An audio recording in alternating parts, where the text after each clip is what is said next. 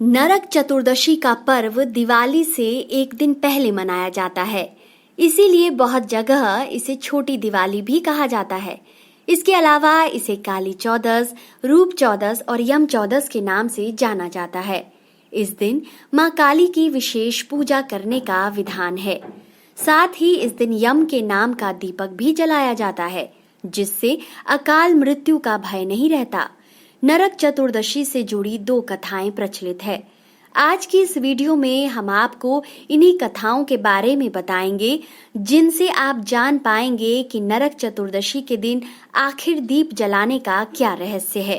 पहली पौराणिक कथा के अनुसार एक समय में रंती देव नाम का राजा हुआ करता था। राजा हमेशा धर्म कर्म के कामों में लगा रहता था। जब उसका अंतिम समय आया तो उसे लेने के लिए यमराज के दूत धरती पर आए और उन्होंने राजा से कहा कि चलिए राजन, अब आपका नरक में जाने का समय आ गया है। ये बात सुनकर राजा हैरान हो गया। राजा ने यमदूतों से पूछा कि मैंने तो कभी कोई अधर्म या पाप नहीं किया है। मैंने हमेशा अपना जीवन अच्छे और शुभ कार्यों को करने में बिताया है, तो भला मुझे नरक क्यों ले जा रहे हो? राजा का यह प्रश्न सुनते ही एक यमदूत राजा को बताता है कि एक बार उसके महल के द्वार पर एक ब्राह्मण आया था, लेकिन वह भूखा ही यहाँ से वापस लौट गया, जिस कारण उसे नरक में जाना पड़ेगा। जिसे सुनकर राजा ने यमदूत से अपनी गलती सुधारने के लिए कुछ समय मांगा। तब यमदूतों ने राजा से कहा कि आप यमराज जी से प्रार्थना कीजिए कि वह आपको गलती सुधारने का मौका दें। तब राजा यमराज से अपनी गलती सुधारने के लिए 1 वर्ष का समय मांगता है और यमराज राजा का विनम्र निवेदन स्वीकार कर लेते हैं। फिर राजा यमदूतों से मुक्ति मिलने के बाद ऋषि मुनियों के पास जाता है और उन्हें अपनी आप बीती सुनाता है, जिसे सुनकर ऋषियों ने राजा को उसके पाप से छुटकारा पाने का एक उपाय बताया।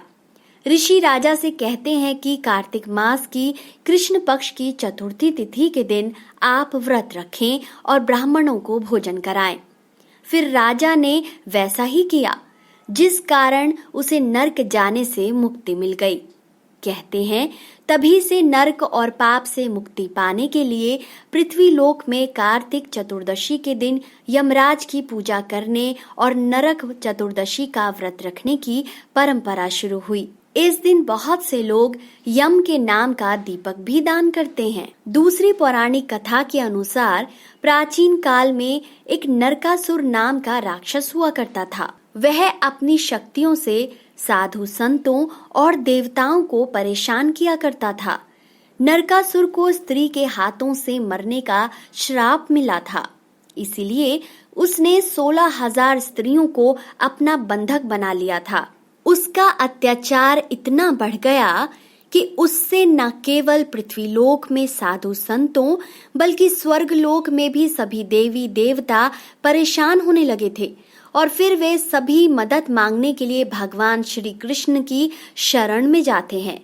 तब भगवान श्री कृष्ण ने अपनी पत्नी सत्यभामा की मदद से कार्तिक मास के कृष्ण पक्ष की चतुर्दशी को नरकासुर का वध किया और उसकी कैद से 16,000 स्त्रियों को आजाद कराया। बाद में यह सभी स्त्री भगवान श्री कृष्ण की 16,000 पटरानियों के नाम से कहते हैं कि नरकासुर के वध के बाद लोगों ने कार्तिक मास की अमावस्या को अपने घरों में दिए जलाए और तभी से नरक चतुर्दशी और दीपावली का त्योहार मनाया जाता है। तो दोस्तों, कैसा लगा आपको हमारा ये आज का वीडियो? अपनी राय कमेंट सेक्शन में जरूर बताएं।